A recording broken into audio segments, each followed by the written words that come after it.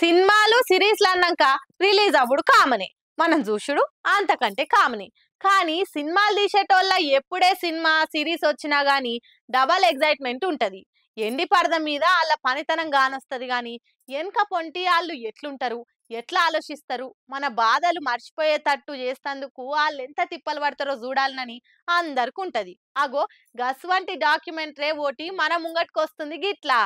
బాహుబలికి ముందు బాహుబలి తర్వాత అన్నట్టుగా తెలుగు సినిమాని ఆ మాటకొస్తే ఇండియన్ సినిమాను కూడా మార్చేసిన జక్కన్న మీద జాయన్ రెస్పెక్ట్ పెరిగింది అందరికి. ఇప్పటికి ఏ భాష ఇండస్ట్రీలో అయినా గానీ ఇండియన్ సినిమా సత్తాని సారి దునియాకి సాటి చెప్పిండు అనుకుంటా నోరు నుయంగా మెచ్చుకుంటారు రాజమౌళి. ఇన్నేళ్ల ఒక్క ఫ్లాప్ కూడా లేకుంటా ఎస్ఎస్ రాజమౌళి అంటే సూపర్ సక్సెస్ రాజమౌళి అన్న పేరు పోయిన జక్కన్న తెలుగు సినిమా పాటకి ఆస్కార్ కూడా తెప్పించి టాలీవుడ్ జెండాని అకాడమీ అవార్డు స్టేజ్ మీద కూడా ఎగిరేసిండు. ఇక ఒక్కో ఫ్రేమ్ ను ఓపికతో చెక్కే జక్కన్న మీద నెట్ఫ్లిక్స్ ఓ డాక్యుమెంటరీ తీసిర్రు. మోడర్న్ మాస్టర్స్ ఎస్ఎస్ రాజమౌళి పేరుతో వస్తున్న ఈ డాక్యుమెంటరీ ఆగస్టు 2కి అందరూ చూడొచ్చట. అటు ఇండస్ట్రీలు ఉన్నోళ్ళు, డైరెక్టర్ అయిదామని కలలు కనేటోళ్ళు, కష్టపడేటోళ్ళు, ఇటు కామన్ ఆడియన్స్, సినిమా లవర్స్ అందరూ ఎప్పుడెప్పుడు ఈ డాక్యుమెంటరీ చూద్దామని ఎగ్జైటింగ్ గా ఎదురు చూడబట్టిదిగా. ఇప్పటికీ ఇంటర్నేషనల్ వైడ్ గా మస్తు మంది డైరెక్టర్ల మీద డాక్యుమెంటరీలు వచ్చినాయి కానీ ఓ తెలుగు సినిమా డైరెక్టర్ మీద ఇట్లా వచ్చిన ఫస్ట్ టైం అవ్వడుతోని టాలీవుడ్ లవర్స్ కు గూస్ పింపుల్స్ వస్తున్నాయి. మరి ఆ డాక్యుమెంటరీతో జక్కన్న గురించి, ఆయన మేకింగ్ స్టైల్ గురించి ఎంతమంది ఎన్ని కొత్త ముచ్చట్లు తెలుసుకుంటారో చూడాలిగా.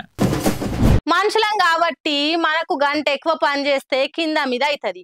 గ్యాప్ లేకుండా కష్టపడితే యాస్టకొచ్చి ఏటన్నా ఓ బుద్ధి అవుతుంటది. అసొంటిది రోబోలకు కూడా గట్లనే అనిపిస్తుందా అని ఎవరికన్నా డౌట్ వచ్చిందా? ఏ ఊకామా, రోబోలు వైర్లు, చిప్పులు, కరెంటు, ఛార్జింగ్ తోని పనిచేస్తాయి గాని మనుషులు లెక్క గవెందుకు అనుకుంటాయి అనేటోళ్ళుంటే ఒకసారి ముచ్చట చూడుర్రి. ఎటువంటి ఎమోషన్ గాని రాకుంటే నువ్వు మనిషివా రోబోవా అని తిడుతుంటారు కదా.